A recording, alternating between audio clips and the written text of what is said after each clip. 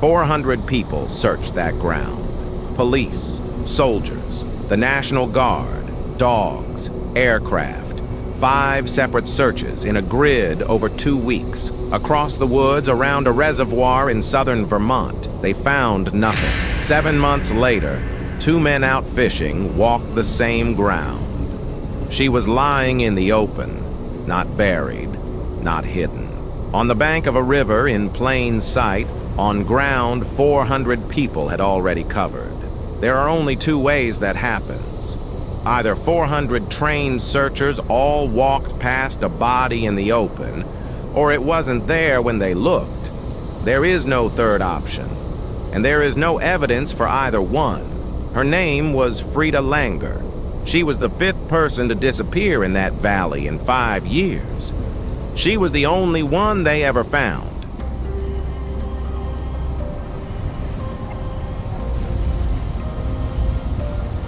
It started 13 months earlier with a man who should have been the last person in Vermont to get lost in those woods. Mitty Rivers was 74, a hunting guide. He had spent his life on the trails around Glastenbury Mountain, and he knew them the way you know the layout of your own house in the dark. On November 12, 1945, he was out with a hunting party in Bickford Hollow. He got ahead of them on the way back to camp and told them he'd see them there. He never arrived. 300 men searched, civilians and soldiers brought in from Fort Devens. They found one thing, a single rifle cartridge, unspent, that had likely fallen from his pocket while he leaned down to drink from a stream. That was all. That was the entire physical record of a man who had lived 74 years. The search leader made a point at the time that people got lost in those mountains regularly. It happened, but they always turned up. Sooner or later, the mountain gave them back.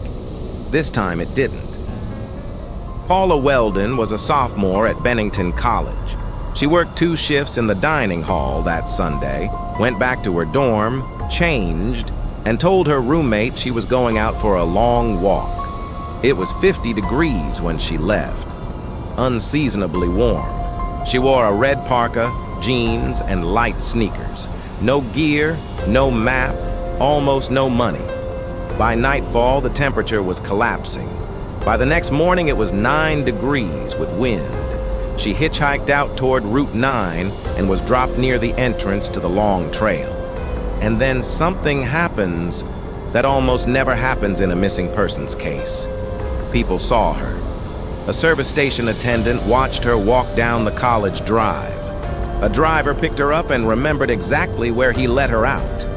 A man coming out of a camp in Bickford Hollow spoke to her. She asked him how long the trail was, and an elderly couple walked behind her, close enough to see the color of her coat, right up until the bend. Every witness agrees, every account lines up, and then the trail runs out of her. What followed was one of the largest searches in Vermont's history to that point. More than 1,000 people, aircraft, a $5,000 reward, an enormous sum in 1946. The FBI came in. Her father hired a private investigator out of New York. They found nothing, not a footprint, not a thread, not the coat. And the search was so badly run that it changed the state permanently. Vermont in 1946 had no state police, just county sheriffs, working separately, with no coordination and no training for anything like this. Paula's father left the state publicly furious, saying Vermont was simply incapable of mounting a real investigation. He was right. The following year, the legislature created the Vermont State Police. A young woman walked into the woods, and a state built a police force out of the failure to find her. So by the time Frieda Langer went missing 4 years later, Vermont had exactly what it had been missing. Trained officers, coordination, procedure, the guard on call. 400 of them walked that ground, and you already know what they found. December 1st, 1949. James Tedford was 68, a veteran, a resident of the Soldiers' Home in Bennington. He had been up in St. Albans visiting family. They walked him to the station and watched him board the bus for home. 14 passengers rode with him. He changed buses in Burlington. A friend spoke to him at the depot there. The driver and multiple passengers put him in his seat, and they all say the same thing. He was still there at the last stop before Bennington. When the bus pulled into Bennington, the seat was empty. His luggage was still in the rack above it. An open bus timetable lay on the seat where he had been sitting. And unlike the others, this one has an answer. The driver reported that a man matching Tedford's description may have gotten off in Brandon, 70 miles north and nowhere near his stop. That same night, Brandon police were called about a man behaving strangely in the village. Newspaper reports from the time say Tedford suffered from mental illness and had been despondent about going back to Bennington. His wife had disappeared without a trace years earlier, and he had told people he never intended to return. A confused, grieving man got off a bus at the wrong town. It happens, except a man who chooses to walk away takes his suitcase with him. Tedford left everything in the rack, and whoever was behaving strangely in Brandon that night. The police never identified him. His disappearance wasn't reported for a full week. The Soldiers' Home didn't call anyone until December 8th. By the time a single person was looking for James Tedford, the trail was 7 days cold. October 1950. Paul Jepson was 8 years old. His parents were caretakers at the town dump outside Bennington. His mother left him sitting in the family pickup truck while she went to feed the pigs. She was gone for a matter of minutes. When she came back, the truck was empty. Paul was wearing a jacket. It was bright red. They brought in a bloodhound from New Hampshire, and the dog did what bloodhounds do. It picked the boy up immediately and started tracking. It followed his scent away from the dump, through the brush, toward the road. And then, at a crossroads, the trail simply stopped. Not faded, stopped. The dog circled and found nothing in any direction.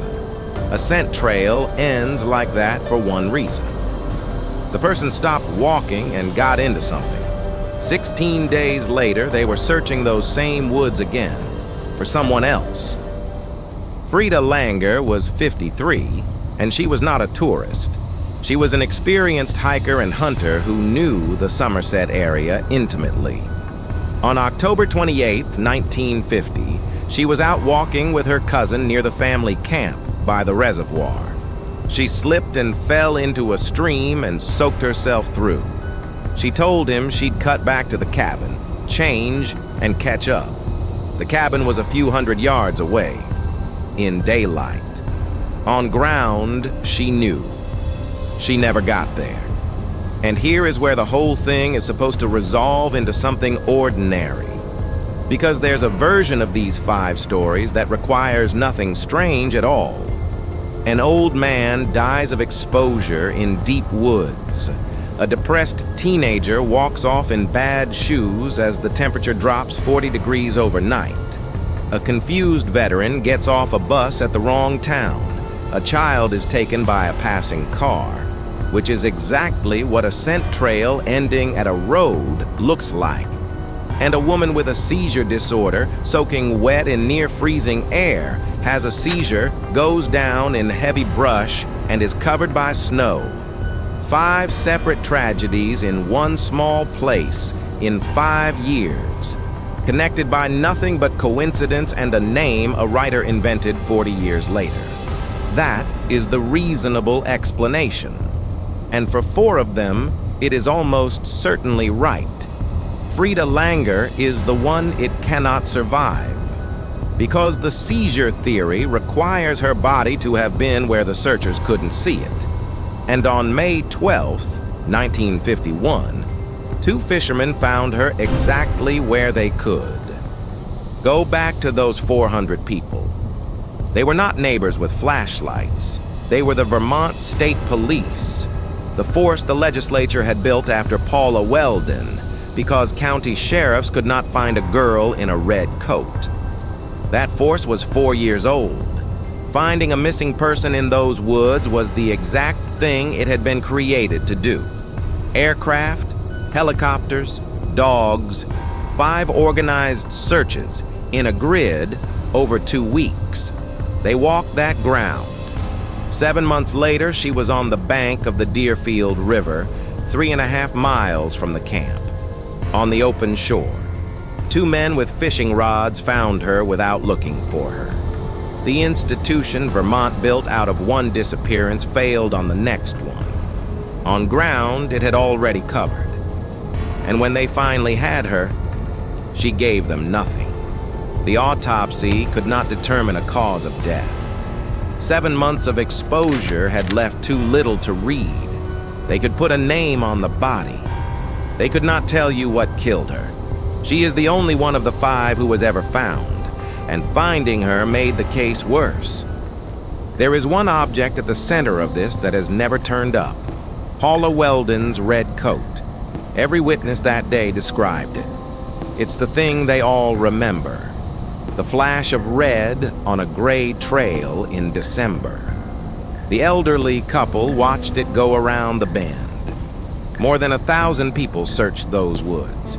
The FBI searched. Divers searched.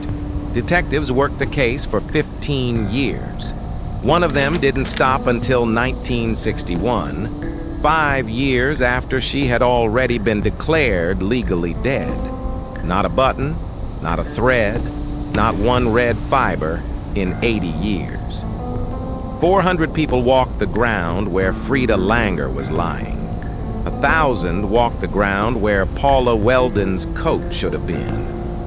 The woods gave one of them back. It has never explained why. The long trail is still there. People still hike it, past the bend where an 18-year-old girl in a bright red coat walked out of sight of 2 witnesses and out of the world.